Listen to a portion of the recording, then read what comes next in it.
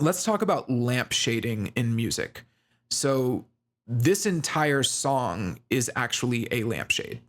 Um, I know it's very common to point out lamp shading in like story and dialogue in a script, right? So it's like a horror movie. So an example would be like a horror movie that points out that the black guy always dies and then they kill the black guy, right? It's like, okay, well, you pointed out the cliche and then you fell right into it or you did it. That doesn't make the cliche better, right? And that's essentially what lamp shading is it's trying to like address the criticism within the thing, but then still doing the thing that is being critiqued for and thinking that by pointing it out, it resolves it somehow. And that's not true. So yeah, it's very common in like movies and storytelling and plot plays, it basically anything with like a script or a plot. But I actually think it's super, super common in music too. And it rarely gets critiqued. So let's do this. Pointing out that something is bad while you're doing it is not the same as being good. That is the point. If you take anything away from this, pointing out that something is bad that you're doing in your art, pointing out that it's bad in the art while you are still doing it is not the same as good. It is an attempt to subvert the artistic process of creating something good. And it falls into that deconstruction philosophy because people who create good things don't feel the need to point out flaws in the things they create. They just do their best to reconcile those flaws. So I wrote that out, but I want to, let me say that again. A good artist does not point out the flaws in the things they create within the work. They see that the flaw is there and then they go and they fix the flaw. So if you know that something is cliche or bad, you don't point it out, you fix it. That's what a good artist does. You don't try to subvert it. You don't use it as an example of like how clever you are or how self-aware you are. You fix it. Okay? And even if you do decide to point it out, like I again, we're going to talk about Sleep Token because they are deconstructing themselves right now with Even in Arcadia. Like when they say, I know these chords are I know I should be touring and I know these chords are boring, but I can't always be killing the game. If you think the chords are boring, your song can be all about the pressures of fame. And you think that a good way to portray that is to talk about how the chords within the song are boring and people are going to think they're boring. I'm sorry, that's still not the same as being good. That doesn't mean that the chords are good. The funny part is that I actually think the chords in Damocles, which is where those lyrics come from, are actually pretty solid and they sound really good. But that's a whole separate thing. So yeah.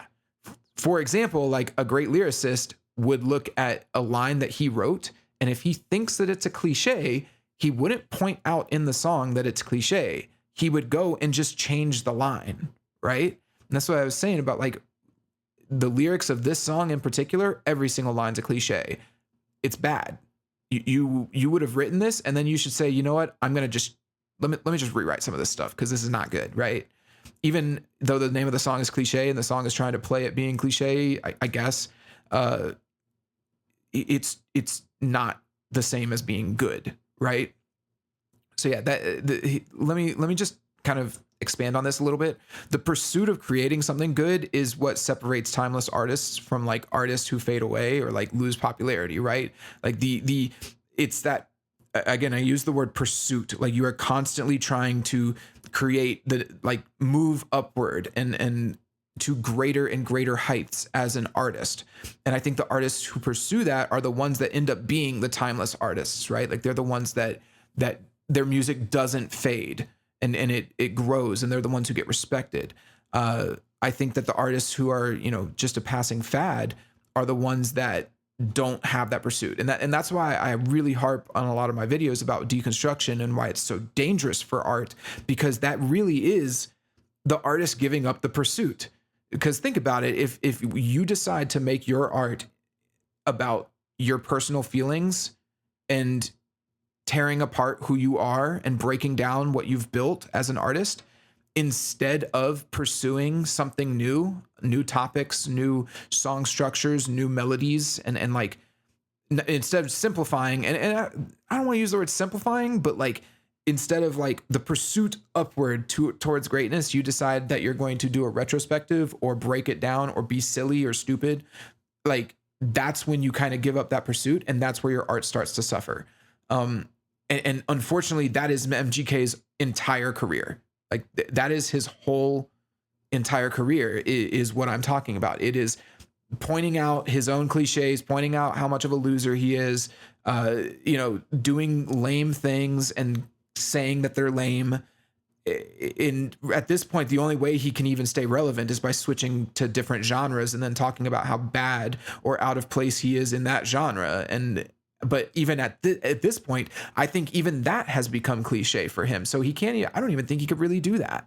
So yeah, funnily enough, I actually think this song, and this is why I wanted to talk about it, I think this song is a little bit of a turning point in his career from what I can tell, because, or maybe it's not a turning point, but it's definitely a point to like, mark, because the song is a flop and it's sort of the pinnacle of his artistic ideology for the past like 8 years, right? Which is, I'm a loser and I'm going to just talk about being a loser. And that isn't working anymore, right? I mean, he, in his pursuit to point out cliches, he just made a cliche song, and it's not good, and no one likes it. And so you can't really deconstruct more than that, right? I mean, you can't, by literally creating a cliche song, calling it cliche, and then trying to say that, oh, it's self-aware. It's like, how much more can you deconstruct? And so at this point, this is why I do think it is going to be a turning point, because it's like, you have to create something new after this. You can't make Cliche Part 2 where you talk about how cliche the first cliche was, I mean, well, maybe he can. I don't know. Challenge accepted, he probably would say. I mean,